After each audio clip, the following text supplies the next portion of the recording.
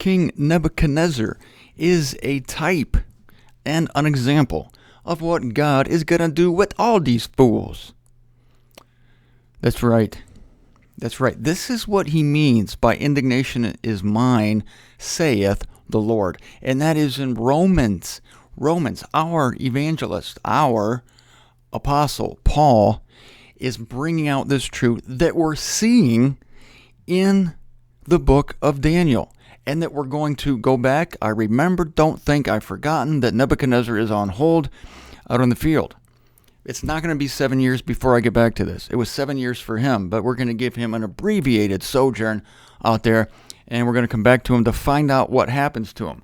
But right now, we're in the bad part of it. We're going to look at the restoration, and I hope that you, with me, will rejoice in the restoration of Nebuchadnezzar. But right now, we're in the judgment of Nebuchadnezzar. That's closer to our contemporary experience. We're in the era of being persecuted. So really, it's even before that. We're in the era of being taken in chains to Babylon. That's the era. These things happen. All things happen in a sequential order, in a logical, predictable order. And that's comforting to me about God, that he's predictable. So first, he raises up some evil dictator. He raises up some potentate who puts you through the screws, under the thumb. That would be Nebuchadnezzar. And then you're just to be calm because God's going to take care of this. This is what I want you to keep telling yourself today. Here it is. God's going to take care of this. God is on it. And you have to believe it because you don't often see it. You don't always see it. You're not always aware of it. Because it looks like these people are getting away with moida. They're getting away with moida. But God is on it. He's not seeing it. He's aware. And this is by faith that we apprehend that God is aware of the evil being affected, being done on the earth. But this is why those who commit the evil keep committing the evil, is because judgment is deferred. And even the wise man in Ecclesiastes said that it's an evil that judgment is deferred. It's an evil that those who do evil continue to do evil because there's no immediate retribution. And that's going to be one of the beauteous things, if you can put it that way, of the 1,000-year kingdom, is that retribution is instant. Those who offend are cast into Gehenna. Their corpses are cast there. They're not cast in as screaming mummies or zombies, whatever you call those freaky dead people who are alive. Zombies, yeah. I hate zombies. I hate anything that has to do with a zombie movie. I don't get the intrigue of half-rotted people. Sorry. So we're in the era now of seeing the evil built up and seeing God supposedly passing over it. But he's taking note of it, and there is a day of retribution. Now, for our friend Nebuchadnezzar, back in Daniel chapter 4, that's where we've left him. He's in the period of judgment. So when you see what happens to him, or what is happening to him, you can apply it then to what is going to happen to those people who are now in power. Those people who are doing so many stupid, evil things, mismanaging our resources. Government is the biggest waster of money in the history of the universe. And it would drive you crazy if you thought about it. If you thought about the fact that gasoline should cost $1 a gallon or 50 cents even. I'm not that old of a person. I remember when it was 27 cents a gallon during the gas wars. The station on that corner would bring the price down to 35, and they'd go over here, bring it down to 34. Go here, 30, 33, 35 here. Who wants to bring gas down to 32 cents? 32 cents. Who wants to bring gas down to 25, 5, 25, 5, 5, 5, 27 cents? They had the gas wars. That's the way it should be because our resources are just like Jed Clampett. It's a bubbling crew just ready to be tapped. But we can't do it because of political stupidity. And that stuff will drive you nuts until you realize none of it is escaping God. None of the things that your enemies perpetrate upon you, none of the lies being told against you are forgotten. And that is where you give place. This is a comforting verse. This is what comes back to the ego, comes back to the fact that Jeremiah wanted people to pray for their leaders so that it would go good for them. Like, what's in it for me? Strangely enough, it's not illegitimate to ask that question. And you shouldn't condemn yourself for asking that question. Now, in relation to 1 Timothy 2, which appears right next to 2 Peter in my Bible, about praying for all those in a superior station, we have this parallel truth. in Romans 12, verse 18. Being at peace with all humanity. Oh, you're assuming I can do this, Paul? Being at peace with all humanity. Like, obviously, you're at peace with all humanity, right? I'm working on it. I'm not quite there yet. You are not avenging yourselves, beloved, but be giving place. There's the wonderful little phrase. Love it. Give place to his indignation. For it is written, mine is vengeance, I will repay, the Lord is saying. Listen who's saying this. The Lord is saying that he will repay. For it is written. You remember the law of the Medes and the Persians? So let it be written, so let it be done. You have to pound your chest. I think they did that in the movie The Ten Commandments. Pharaoh did that. Yul Brynner. So let it be written, so let it be done. Ow. I hit myself. Oh. Once it's written, it has to be done. Especially when God writes it. So he's gonna take vengeance and indignation upon your enemies. So I say that to you today, oddly enough, for that to comfort you. For the same reason, Jeremiah told the Babylonian exiles to pray for those in power, because it really is in your best interest that they do well. Because if they get pissed, then things are going to go rough for you. It's the same thing with the authorities today, which we're going to get into as I delve into Romans chapter 13. The reason is for you to live a mild and quiet life. Isn't that what we learned in 1 Timothy?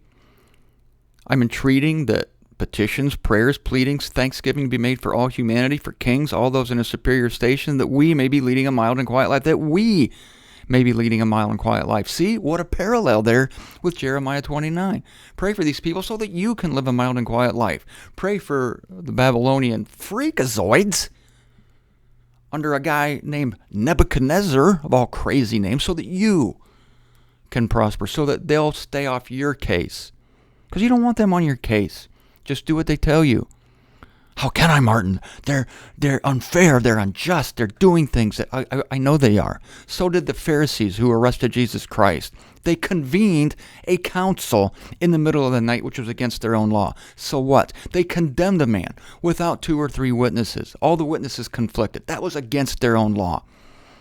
What did Jesus do? I declare my rights. What did Jesus do? I want to see my lawyer. Where was Jesus' lawyer? Because if he had had a lawyer, he would have walked, because everything was illegal. But Martin, the government's wrong. No freaking kidding. It's all illegal. But Obama's not following the Constitution. Really, I know that. Call your lawyer. Or here's a better idea. Don't. What did Jesus say to Pontius Pilate? My kingdom's not of this world. Pilate asked him, are you a king?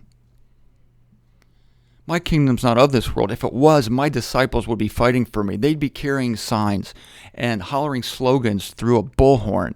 They'd be protesting outside the praetorium, outside your walls. And they'd be calling you into account. They'd be calling their state representatives.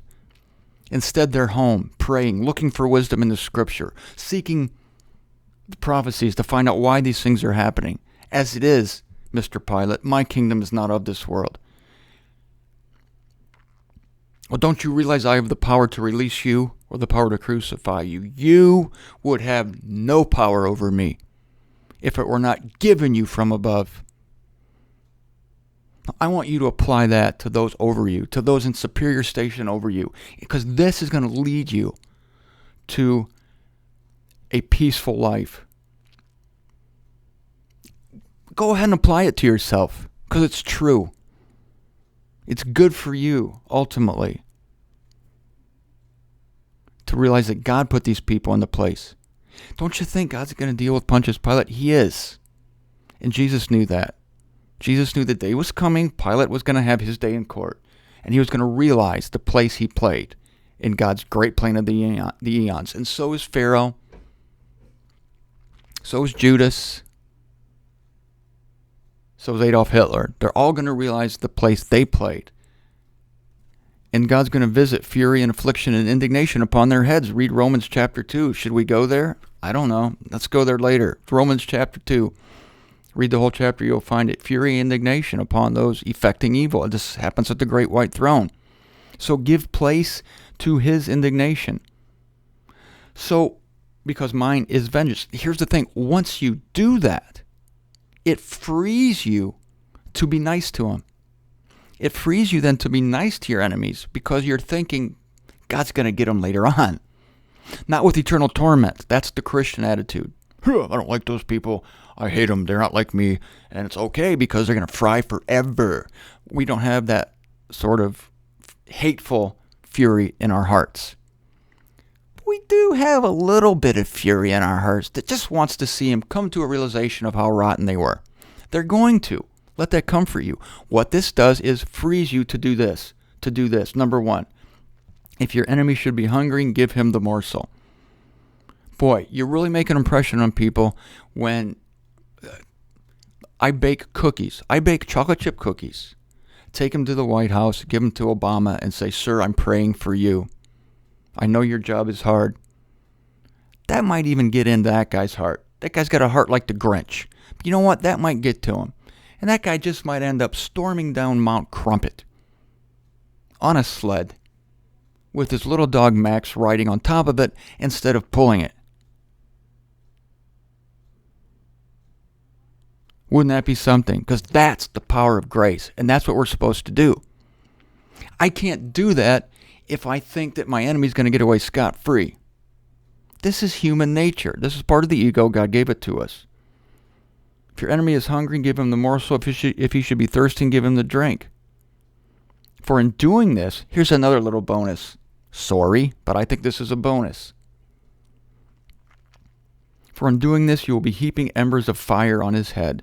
That means they're going to eternal torment, right, Martin? No, it means that their conscience is going to be seared.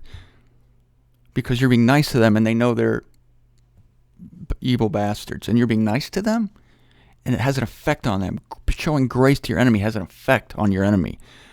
Heaping burning coals of, maybe not regret, but of, my gosh, I expected to be cursed.